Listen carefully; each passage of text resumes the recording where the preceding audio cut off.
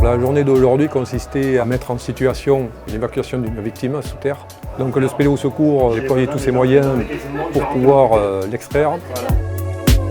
Le Spéléo Secours français, c'est une association gérée par les spéléos eux-mêmes qui est destinée à venir en aide et à réaliser les secours sous terre en collaboration avec les pouvoirs publics. Le SDIS, les pompiers du GREMP et la gendarmerie et la préfecture étaient bien entendu au courant de cet exercice puisque c'est une obligation, tous les ans on doit faire un exercice pour valider notre agrément.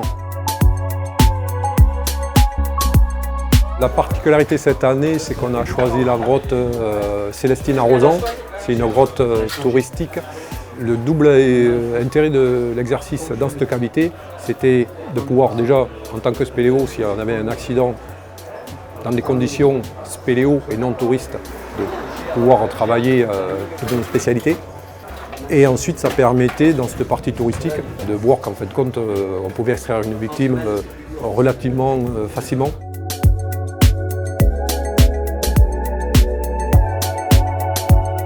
En amont de l'opération, avant de descendre, j'ai un petit brief où je suis censée recevoir les instructions quant à mes blessures par exemple, donc histoire de compliquer un peu la tâche au sauveteur. Ensuite, je suis descendue avec une partie de l'équipe jusqu'à l'endroit où j'étais supposée attendre.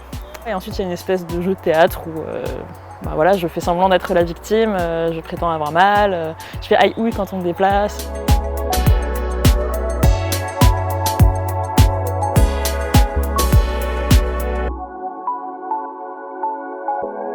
Je jouais le rôle du conseiller technique.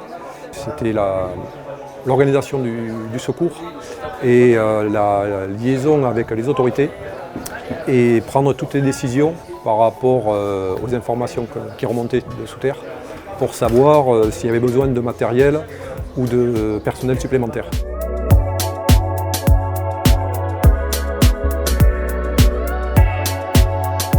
Ma mission, c'était en fait de mettre en place ce qu'on appelle le téléphone fil air, c'est-à-dire un téléphone qui permet de relier la surface à l'intérieur de la cavité avec différents lieux où on a des postes téléphones. Et l'objectif donc de notre groupe, puisqu'on était 4, c'était d'installer un fil qui ne gêne pas les secouristes lorsqu'ils viennent et lorsqu'ils reviennent surtout avec la civière et le blessé.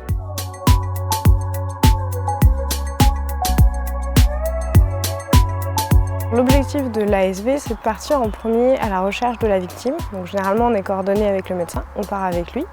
Et ensuite, ça va être de mettre la victime en sécurité pour qu'elle puisse attendre l'équipe d'évacuation. Donc la mettre en sécurité, c'est déjà la mettre dans un endroit où elle ne risque pas de prendre des pierres, de l'eau, ce genre de choses. Et ensuite, on va la mettre dans un point chaud pour qu'elle se réchauffe. Donc on construit une petite cabane en couverture de survie, on la met à l'intérieur. En tant que médecin sous terre, on a une première partie qui est l'évaluation de la gravité des blessures. Et ça, c'est une partie qui est particulièrement difficile parce que quand on a quelqu'un qui a une fracture de la cheville ou quelque chose de périphérique, une fracture du poignet, ça, c'est pas très difficile. Par contre, j'ai éprouvé quand même pas mal de difficultés lorsqu'il s'agissait de pathologies plus compliquées comme les hypothermies ou quelqu'un qui est dans le coma. Là, c'est plus difficile d'évaluer réellement s'il a une possibilité de ressortir de manière simple ou pas.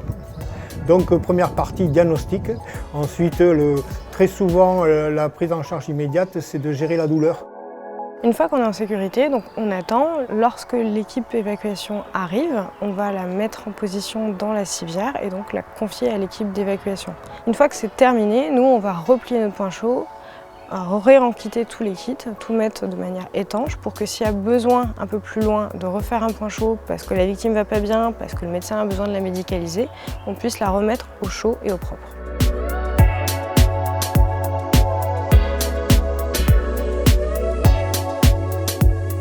Le chef d'équipe d'évacuation avec ses équipiers, il a en charge la prise en main de la civière d'un point A à un point B, quelles que soient les configurations. Aujourd'hui, configuration horizontale et un petit peu aquatique, au travers de méandres, de ceci, de cela, le tout en essayant de ménager le plus possible la victime pour ne pas plus la dégrader.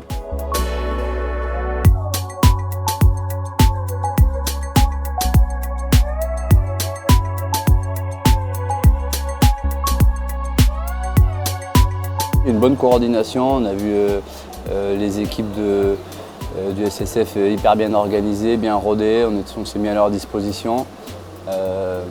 L'enchaînement n'était pas évident en plus. Et nous on a terminé sur la partie évacuation dans l'escalier colimaçon. Mais l'ensemble, le groupe, tout le monde hyper à l'écoute, hyper disponible. C'était vraiment une belle expérience.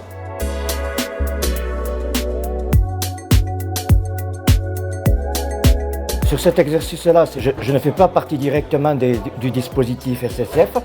Je suis technicien de recherche, donc j'ai expérimenté une méthodologie de topographie incorporée dans un exercice de secours spéléo.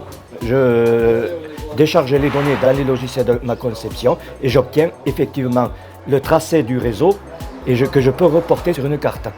Et par des fonctionnalités supplémentaires, je peux connaître l'épaisseur de roche au-dessus de nos têtes. Ce qui permet, s'il y a des zones étroites comme des siphons ou des risques d'ennoiement comme dans cette cavité en cas d'orage, si c'est de la pertinence de faire un forage plutôt que de faire un pompage.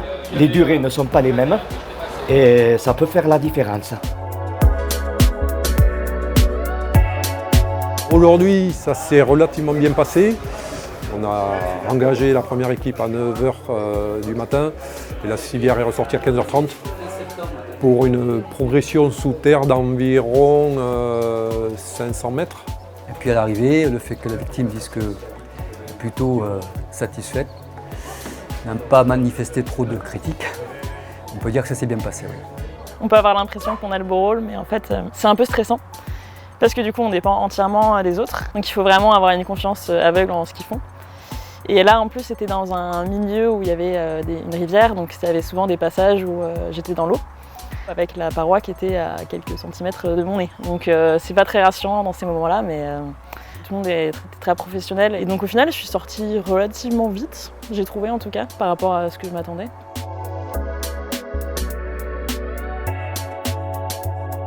C'est surtout très important de faire ces exercices secours parce que même si ça se passe bien, les enseignements sont multiples.